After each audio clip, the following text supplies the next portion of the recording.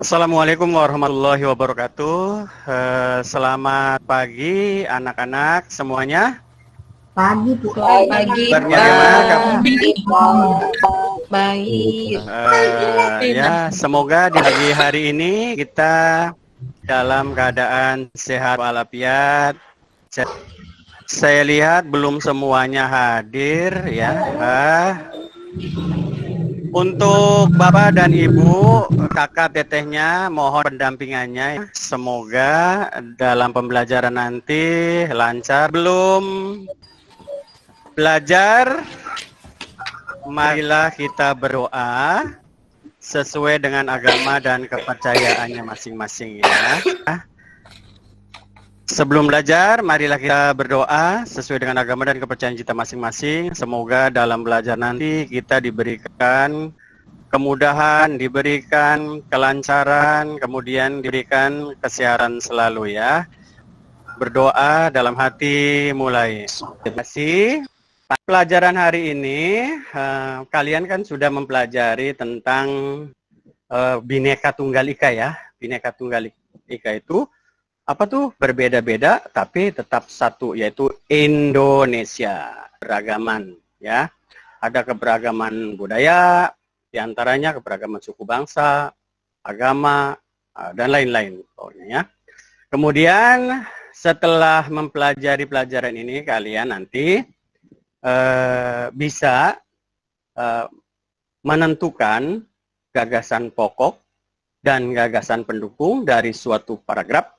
Kalian kelas 3 juga sudah mempelajari paragraf ya, kemudian sudah mempelajari kalimat utama dan kalimat penjelas. Jadi kelas 4 tinggal melanjutkan saja. Kita mulai saja, kita belajar tema ya. Tema 1 yaitu apa tuh? Indahnya kebersamaan. Kebersamaan. Iya. Keragaman budaya bangsaku ya. Kalian di sini asalnya dari mana saja? Saya, Pak. Alhamdulillah Sehat, sehat, Neng, Pak. keadaannya? Dari Cirebon. Dari mana? Firly dari mana? Dari Cirebon. Ternyata keberagaman juga ada di kelas kita ini, ya. Bermacam-macam. Johar dari Jakarta, Rahmat Priyadi dari Jawa, Firly dari Cirebon, beraneka ragam. Tapi kita tetap satu ya, satu kelas 4G. Walaupun beragam, berbeda-beda, tapi keberagaman dan keberbedaan itu adalah anugerah ya. Kita harus syukuri. Di sini kita akan mempelajari tentang keberagaman budaya bangsaku, berarti lebih luas lagi, tidak hanya di kelas kita saja ya. Apalagi di luar kita. Ada nih gambarnya ya. Fotonya ya, dari Dayak gitu ya. Kemudian ada di bawahnya Firly dari mana, Nut? Kalau pakaian seperti itu, yang di belakangnya ada rumah seperti tanduk kerbau itu dari mana, Neng? Dari Minang ya, Pak? Iya, Minang. Ini suku Minang. Berasal dari daerah mana, Neng? Kalau Minang itu? Mana ya? Johar barangkali. Sumatera, Pak. Sumatera, ada Sumatera. Tepatnya lagi ada dong, Sumatera kan Sumatera banyak. Barat, Sumatera Barat. Mengetahui keberagaman budaya bangsa kita ya. Kita jangan dulu berbicara jauh dulu, kita berbicara yang dekat dulu. Lingkungan sekitar kita, sebelah kanan kita dari mana, gitu ya. Tidak membawa-bawa asal daerahnya gitu ya. Ini ada teks bacaan di sini ya, judulnya apa tuh? Neng lupa lagi. Rita ada? Nggak ada ya, sinyalnya susah ya. Ada. Judulnya apa, Neng, itu, Neng? Keberagaman budaya bangsaku. Pinter, itu judul ya. Bacaan itu terdiri dari ada paragraf. Nih, paragraf ya. Setiap paragraf kalian masih ingat ya, setiap paragraf itu ditandai dengan kalimat pertamanya yang menjorok ke dalam. Ya. Nah, teks bacaan ini ada berapa paragraf coba? Ayo dilihat lagi, diamati lagi. Ada berapa yo? 4, Pak.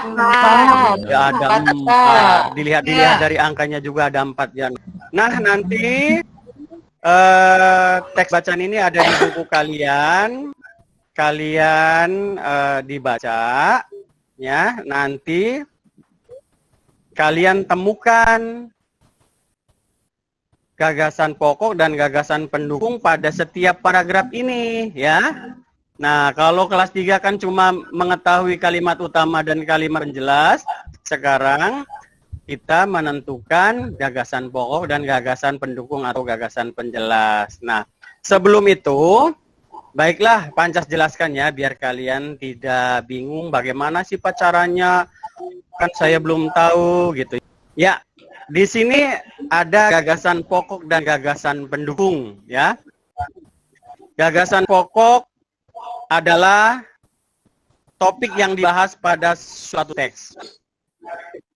Gagasan pokok ditemukan pada kalimat utama yang terletak di awal atau di akhir atau pula di awal dan di akhir paragraf. Namun umumnya itu teks bacaan yang ada di kita itu umumnya berada di awal kalimat dalam suatu paragraf. Kemudian juga ada gagasan pendukung nih.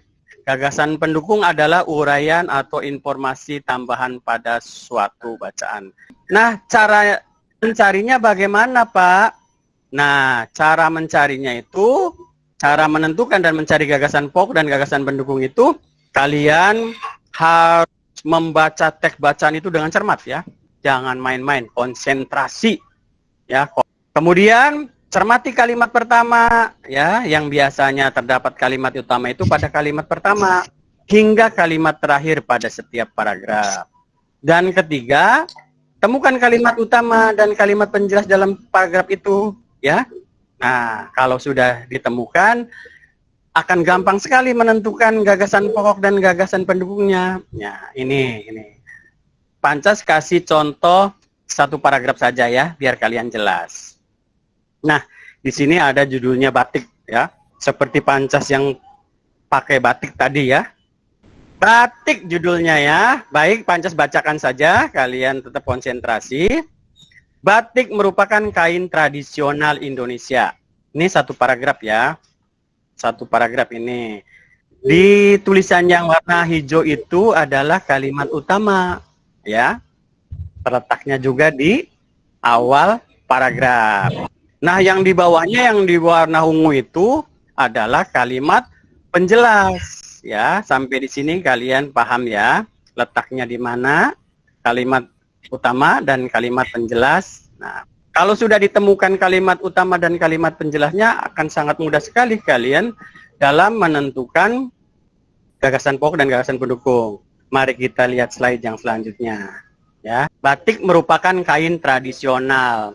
Kalau sudah diketemukan, nah kalimat utama itu kita ringkas saja, yang penting-penting saja.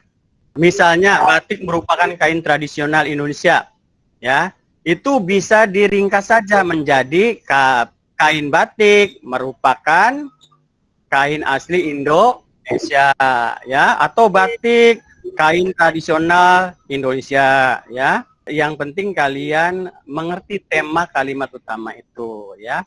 Yang jelas adalah kain batik berasal dari Indonesia. Kemudian kedua kalimat penjelas. Kalimat penjelas itu sudah dinomerin nih sama Pancas. Kalimat penjelasnya, kalimat yang kedua sampai titik. Kalimat penjelas pertama. Yang kedua adalah kalimat penjelas yang sama ya. Di sampai titik. Ya, kemudian ketiga dan keempat juga sama seperti itu ya. Pokoknya setiap kalimat diakhiri dengan titik. Nah, kalimat penjelas batik dihasilkan dengan cara dilukis atau dicetak menggunakan malam atau lilin yang dipanaskan, itu kalimat penjelas pertama. Gagasan pendukungnya mana? Kita ringkas saja ya. Di situ ada cara ya. Yang di cara ini cara apa? Cara membuat. Membuat apa? Membuat batik. Oh iya udah, berarti diringkas saja menjadi cara membuat batik ya. Kemudian kedua, kalimat penjelas kedua, di situ ada kain batik berasal dari Pulau Jawa. Nah, kita ringkas saja. Ya, asalnya dari mana? Oh, dari Jawa ya. Berarti kita ringkas, misalnya tempat asal kain atau batik berasal dari Jawa gitu ya, salah satunya. Kemudian ketiga dan keempat kita lihat, dilangsungkan saja ya, walaupun ada dua kalimat. Seiring berkembangnya waktu, batik tidak hanya ada di Pulau Jawa, ya, beberapa daerah di Pulau Jawa juga menggunakan batik sebagai pakaian tradisional, misalnya batik Bali. Nah, ini dua kalimat ini bisa dibuat menjadi satu gagasan penjelas, ya, menjadi persebaran kain batik. Artinya kain batik itu tersebar di Jawa, tidak hanya di Jawa saja, tapi di Bali juga ada. Sampai di sini ada yang bertanya dulu, Johar, Rahmat, Firly, Rani, Rena. Perkenalkan Bapak, nama saya Tati Pak. Berasal dari mana Sama nih? kayak Neng Firly dari Cirebon. Itu Pak, di atas kan Bapak ada tulisannya kalimat utama, Iya. di bawah ada gagasan pokok. Sebenarnya kalimat utama sama gagasan pokok itu sama nggak sih Pak? Kalau dari nilai di dalamnya itu berbeda, ya. Kalau kalimat utama itu kalimat pertama, terakhir atau dua-duanya yang ada dalam suatu paragraf, ya. Kalau kalimat utama bacakan semua, ya, tidak boleh ada kata yang tertinggal. Tetapi kalau gagasan pokok, ya jawab dulu sama Pancasila, nanti teman-temannya bisa berkomentar. Nah, kalau gagasan pokok itu diringkas saja. Jelas ya? Nanti kalian kerjakan LKPD, lembaran kerja, ya, yang sudah di-share tadi pagi, itu di grup WA, itu bentuknya link. Kalian kerjakan, di situ ada langkah-langkahnya, ada pertanyaannya, tinggal diisi, ya. Kalian tulis saja ya di buku kalian, buku tulis, sambil melatih menulis kalian, ya. Kemudian nanti hasilnya difotokan, ya. Pancas tunggu 10 menit ya. Silakan Ibu Bapak, barangkali anaknya dibimbing. Ada LKPD-nya, kurang lebih LKPD-nya seperti ini. Seperti ayo berlatih. Kalian nanti temukan gagasan pokok dan gagasan pendukung pada teks bacaan yang ada di buku paket kalian, yaitu yang berjudul Keragaman Budaya Bangsaku. Nanti dicari gagasan pokok paragraf 1 apa, gagasan pendukungnya apa. Gagasan pokok paragraf 2 apa, dan gagasan pendukungnya apa. Paham ya, seperti apa yang telah Pancas ajarkan tadi, tapi ini sebagai tugas di rumah ya, sebagai tugas di rumah. Nah, kalau tugas untuk IPS-nya, kalian gampang ya, kalian melakukan wawancara sederhana dengan teman, boleh teman sekelas kamu ya, bila berdekatan rumahnya, atau tetangga yang sekolah lain juga tidak apa-apa. Tanyakan ya di situ, nanti tabelnya seperti ini, boleh ditulis di buku tulis ya, atau di print juga bisa.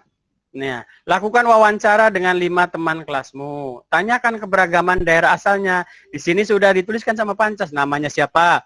Misalnya Johar, asal daerah Jakarta, bahasa Betawi, makanan khas, ya. Dari pembelajaran tadi, kita coba simpulkan bahwa dalam suatu paragraf itu bisa dicari gagasan pokok dan gagasan pendukungnya, ya. Gagasan pokok bisa dicari ada di kalimat utama dan gagasan pendukung itu ada di kalimat penjelas. Kemudian juga kalian nanti tampilkan ya gagasan pokok dan gagasan pendukungnya sudah kalian temukan. Yang tugas wawancara, kalau tidak ada 5 tidak apa-apa, 2, 3 gitu ya. Kalau 5 kebanyakan nggak apa-apa. Nanti kalian pertemuan yang akan datang ya. Ya, cukup sekian. Silakan Johar berdoa lagi untuk.